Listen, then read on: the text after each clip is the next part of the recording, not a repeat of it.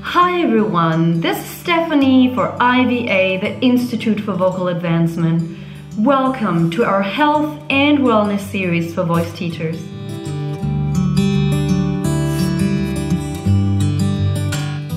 So today I will be talking about taking care of your own voice. So what does that mean?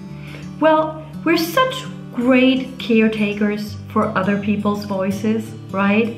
But sometimes taking care of our own voice can lack a little bit just because we're too busy, we're tired after teaching.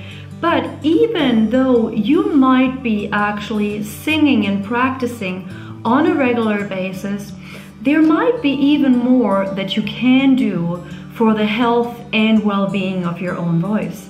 Okay? Because teaching voice is and can be very demanding on our beautiful instrument. So let's just cover a few things here that hopefully inspire you to take care of your own voice even more. Okay? So first, let's look into vocal health for a minute. Okay? Are you warming up your voice before you actually starting to teach? If so, wonderful, great job. Because warming up the voice before we sing, not only before we sing for ourselves, but also before we start teaching, because we need to demonstrate a lot when we're teaching, right? So warming up the voice before we get started is very, very important to keep our voice flexible, to really have it ready and at its best when we're demonstrating for our students, right? First of all, it will feel good when you're warmed up to actually demonstrate the exercises. But secondly, it will also be way more professional towards your students when you're doing very, very good demonstrations. And they're better for sure if you are properly warmed up. Okay?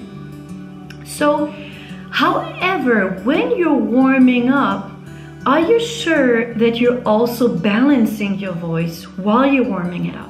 There's a difference, as you might know, between just warming up and actually balancing the voice while you're doing it.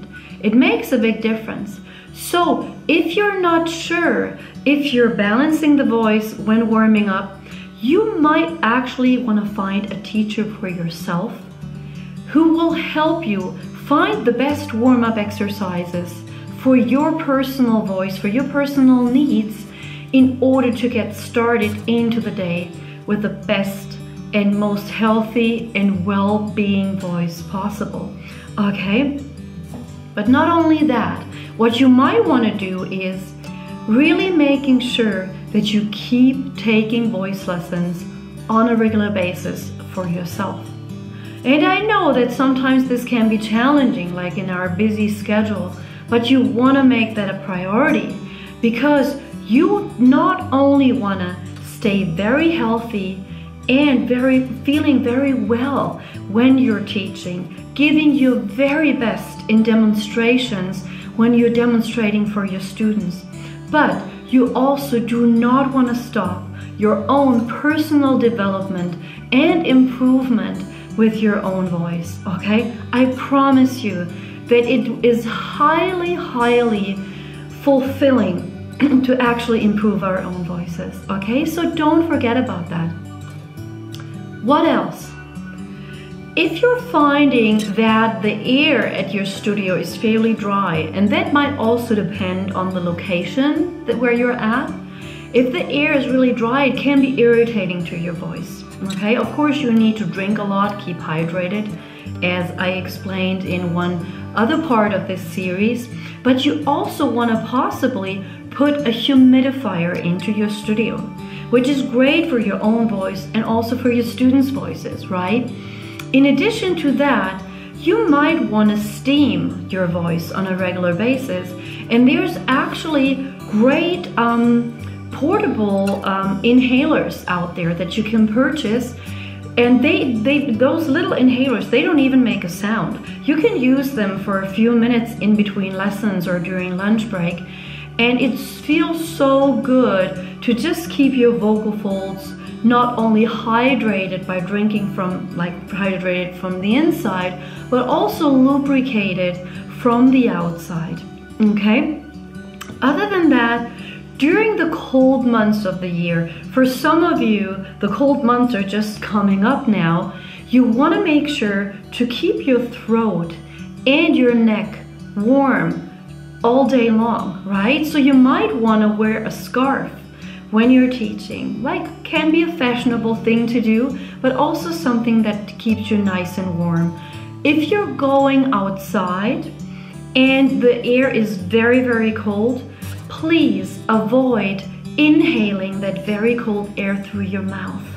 Okay, it can be very irritating for your voice. So make sure you're rather inhaling through your nose, or put a scarf in front of your mouth when you have to inhale through your mouth, okay? That kind of like buffers that cold air a little bit instead of getting it full on onto your vocal folds. And other than that, don't forget, keep drinking your warm tea. That keeps you really nice and warm during those cold months. 2 more things today. One thing is, don't forget to take vocal rest if you feel like you need it. I know it's sometimes not easy because we have a full schedule and we always give our best. But if you really feel like your voice is very tired for whatever reason, it can be multiple reasons, but make sure you're giving it enough rest, okay? Give it a good night's sleep, give it some rest, maybe a little bit less talking, a little bit less loud during the weekends or in the evenings. And also give it some rest during like vacation time, okay? Even though we love singing, we don't need to sing all the time. Rest is a good thing as well. And last but not least, make sure you take some time to sing yourself, to just sing for pleasure, okay? To keep working on songs, to just get into the joy of singing. Because isn't it that we ultimately love teaching singing because we just love singing so much? We love the voice so much, we love that expression of singing so much. It highly enriches your vocal health and well-being if you're taking some time for yourself to enjoy that part of your life. Okay, so I hope you find this helpful. Please make sure you keep following us. Click the bell below, follow us on Facebook, like us on YouTube and Facebook, and just stay on top of things here, okay? I'll talk to you soon. Please be well. All the best. Bye.